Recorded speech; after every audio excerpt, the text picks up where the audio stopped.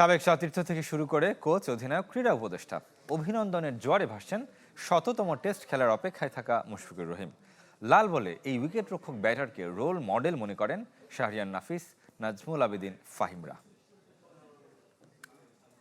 100 test match খেলার মতো শারীরিক সক্ষমতা থাকতে হবে, ফিট থাকতে হবে, আপনাকে পারফর্ম করতে হবে। 100 টেস্ট ম্যাচ খেলতে হলে তো আপনাকে পারফর্ম করতে হবে, সেটা করতে হবে।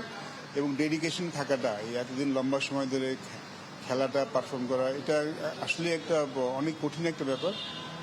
But I think Mushfiqur Rahim deserve it. ও ডিজার্ভ করে বলে হয়তো 100 টেস্ট ম্যাচ খেলছে। ফিনলে ইংলিশ ব্রেকফাস্টটি, যার কড়া স্বাদ আর সতেজ সুবাস দেয় চুমুকে চমৎকার একটা দিন।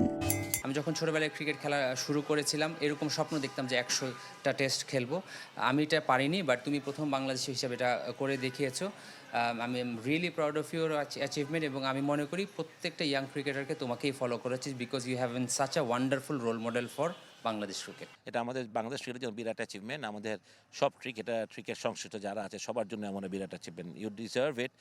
তোর হার্ডওয়ার্ক, তোর ডেডিকেশন ওয়াজ অ্যাবসলিউটলি ব্রিলিয়েন্ট। আর আমি মনে করি তোকে দেখে আরও ইয়াংস্টাররা উঠে আসবে। একজন খেলোয়াড় 100টা টেস্ট খেলার মতন পারফরমেন্স, 100টা টেস্ট খেলার মতন ফিটনেস, 100টা টেস্ট খেলার মতন যে মানসিক শক্তি, এটাই প্রমাণ করে যে মুশফিক কত বড় ক্রিকেট প্লেয়ার।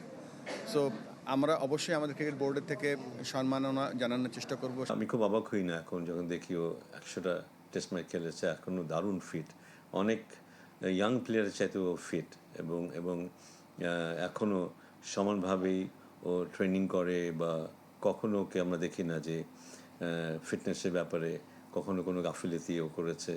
তো সবার জন্য একটা রোল মডেল হিসেবে দাঁড়িয়ে গেছে, এবং এটা খুব সহজ ব্যাপার না। এটা অনেক বড় অর্জন। বাংলাদেশের প্রথম কোনো প্লেয়ার শততম টেস্ট খেলতে যাচ্ছে। অবশ্যই মুশফিক ভাইয়ের প্রতি আমার শুভকামনা তার প্রতি আমার থাকবে।